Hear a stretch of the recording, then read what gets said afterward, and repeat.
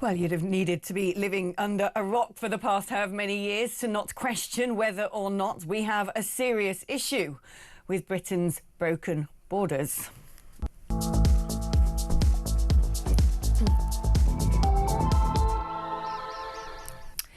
And in the latest farcical chapter of how not to do things to prevent the illegal flow of migrants trying their luck to break into our country is the news that French cops are apparently getting worse at preventing small boats from crossing the channel, making a mockery of the latest £480 million quid we have sent across the channel to aid them in their duties.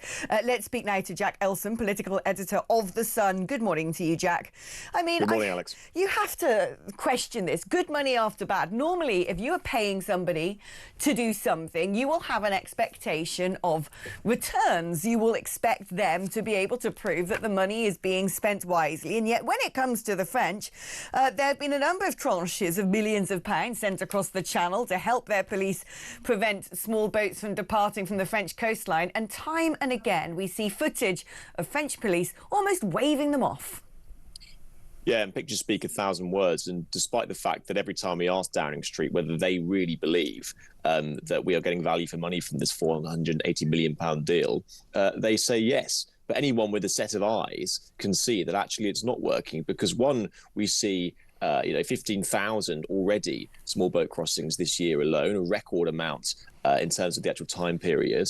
And also we see French police often doing nothing. And I think one of the travesties with this is that it seems the French don't really care about it. It doesn't really seem a priority for them, despite the hundreds of millions being given to them by British taxpayers. And you can see that in their tactics. I mean, one of the things which is the most infuriating is the fact that they operate a pool system. So actually, what will happen is that they'll send over 300 cops or so from somewhere like Lille or somewhere like Paris. They'll spend a couple of weeks on the French beaches. It's a bit like sort of, a civic duty or something. They'll go down there. They've got no training whatsoever in how to deal with them. And so they're not specialists. Now, the French are now promising finally to create an actual sort of dedicated squad to be doing this. But why haven't they done it before? This crisis has been going on for a long time now. For 3 years now, we've been sending money across the channel, hundreds of millions of pounds of British taxpayers' money, and people are getting sick of it. And I think they need to step up. And Yvette Cooper is saying that she's extracted all these promises from the French Interior Minister in terms of turning around boats in the channel, getting more dedicated officers on the beaches. But at the moment, it doesn't seem to be bearing fruit at all. I mean, I used to think maybe politically the French had reason to not want to stop these people traversing into the United Kingdom. And yet, the more I think about it, the more I think it works in France's favour, because the reason they have so many migrants traipsing over the border of France is to then go and accumulate in Calais in order to get to Britain. So actually, you would imagine that if the French were able to pull their fingers out and start stopping the flows of boats across the channel to the United Kingdom, it would have a beneficial impact on them. Totally. And I think that's the argument which Britain's been making to them. It's the argument we've been making for a long time, which is that, like you said, it might seem in their interest just to let people leave Calais and go across the channel. They shouldn't give a fig. But actually, you're right, because Britain is such a pull factor, we are an island nation, so they have to come through somewhere. And that somewhere is often northern France. And so you're right, actually, it would be beneficial to them, you would think, because they wouldn't be then on that migration route. But there's so many problems here. The French, I think, are just one element of this, really. Another big element, in which this is the point the French have been making to Britain, which is that we are just such a pull factor nation. We sort of roll out the red carpet to a lot of migrants in terms of getting hotels, in terms of getting food, in terms of getting some sort of handouts. And therefore, it's really sort of, it takes two to tango here. The French need to be doing a lot more in terms of their, in terms of stepping up on the beaches. But also we need to be doing much more in terms of making Britain a lot less attractive so that people don't want to come here in the first place. And what do these migrants who have been refused asylum in various other European countries get in France? One assumes that they're not being put in hotels over in Calais. Well, and they're clearly not, because a few years ago we obviously saw that big jungle in Calais that was then dispersed. But you still see clips the whole time of people living in awful conditions in northern France, conditions that nobody should be living in, and that's why they want to get to Britain, because they know that they can get hotels, handouts, and the rest of it.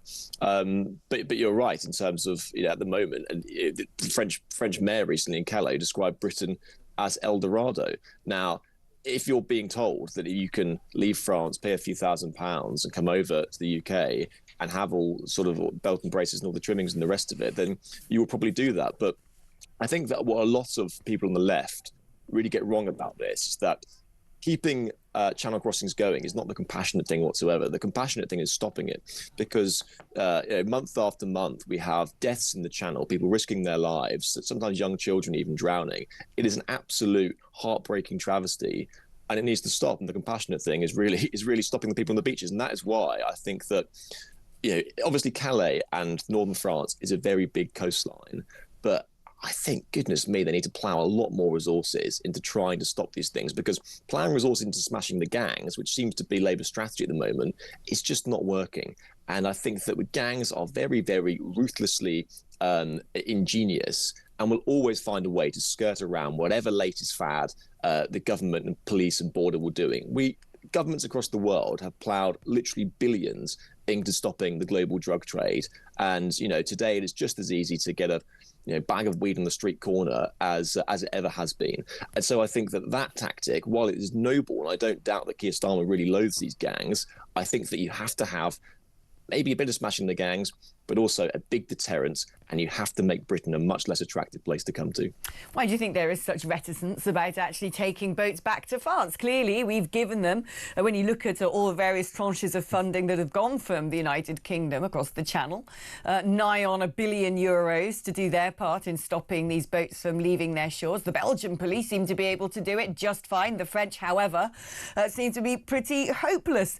Why can't we declare a state of national security, looking at, for instance, the fact that 3 Iranian nationals who had a bomb plot foiled had come over on small boats, and actually return these boats to France and say, you're not taking us seriously, this is what we're going to do?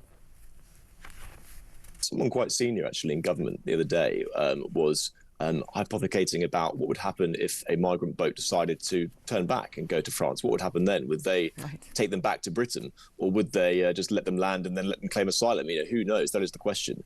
Obviously, the Reform Party have said that they would, just have a go at just dragging the boats back to France and see what happened. I don't imagine that Emmanuel Macron would take too kindly to that. What would then happen? I don't know. A massive diplomatic row with the French. But I don't, there seems to be different interpretations of the law on this one. Reform seem pretty confident in their position that they could do this. Obviously, the government's lawyers are absolutely opposed. And I think what would happen is that you'd see the civil service and totally down tools in terms of hoping this to happen. But it's obviously an idea which I think that many people say the exact same thing as you do. They look at this in such frustration and they just go, why on earth can we not just take them back straight away? Why on earth can we just not stop them coming here? But, it's obviously a very complicated legal matter, which the government are grappling with. And there seems to be a bit of a ding-dong within Labour at the moment as to what happens to migrants when migrant hotels are closed down. Are they all going to be disseminated into the community? There are reports, actually, that the government's planning on actually just buying hotels. Yeah, and the government were last night strongly pushing back on that, denying those reports. I mean, I don't know why, if you were a migrant hotel owner at the moment, you'd sell up. You're absolutely making a fortune at the moment. You've probably never made a killing so big because the government are paying extraordinary amounts of money every single day to basically buy out these hotels, to rent them out for migrants. But yes, in terms of the actual closing down asylum hotels, I think that people were quite disappointed when Rachel Reeves said that we're still going to have them essentially by 2029, despite the fact when she came into government, Labour was saying they try and close migrant hotels down in their first year. It's still going to cost about £12.6 billion in asylum costs over the next 4 years while they get these hotels closed down. And the most shocking thing about it is they don't seem to really have a plan for where all these migrants will go, because it's predicated the £1 billion savings on two things. One, that they can process people quicker and get rid of the backlog. Well, if more people cross the channel and claim asylum, that backlog is not going to go down. It is going to go up. And at the moment, there are record crossings. But it's also predicated on the fact they can find cheaper accommodation for people. And so moving them out of hotels into some other form of accommodation. The big problem with that is, at the moment, the government don't seem to know what. And Rachel Reeves was asked yesterday exactly what kind of cheaper accommodation do you have in mind, and she said, "Well, I don't know. That's for the Home Office to sort out." So, what's it going to be? Is it going to be disused tower blocks? Is it going to be student accommodation? In the Number 10 briefing yesterday, we even asked about tents. Is tents a possibility? And they said, we just don't know at the moment. And so I think that at the moment it's very fuzzy in terms of actually how they're going to be able to close down these asylum hotels and where the asylum seekers will go to. It also seems relatively fuzzy how many gangs Sir Keir Starmer's managed to smash, because my understanding is many of these dinghies are made custom built for the particular purpose of cramming people on and crossing the Channel. They're shipped across various countries before they are kept in warehouses in Germany, because Germany has a political sensitivity when it comes to surveillance and police surveillance of things. And so you wonder what cooperation is actually taking place, how many of these gangs have been foiled in their operations. We're not really getting many updates to that end. No, and they seem to have gone a bit quiet on this Border Security Command. We know that it's got hundreds of millions of pounds, and it's getting about another £580 million over the course of the next Parliament. In terms of the actual work it's doing, I do have some sympathies with respect that they probably can't get into the actual operational details of what is going on the ground. But I think that it would be, sort of confidence boost to a lot of people in the country who look at this with complete despair if they could give us some update about, we've smashed this smuggling gang, we've smashed that smuggling gang. They are actually often providing updates about sort of criminal operations in the UK and illegal working and that side of it here. But actually, what's going on in France, what's happening upstream, because a lot of these gangs are actually, they're not based in France, they're based somewhere in the Middle East or somewhere like that. And that's where lots of the trafficking starts anyway. But I think you're right. A lot of people at the moment, a lot of the public are just lacking faith in this. They are indeed. Jack Elson, political editor of The Sun, thank you ever so much. I mean, it's never a positive update whenever you talk about the broken borders, is it?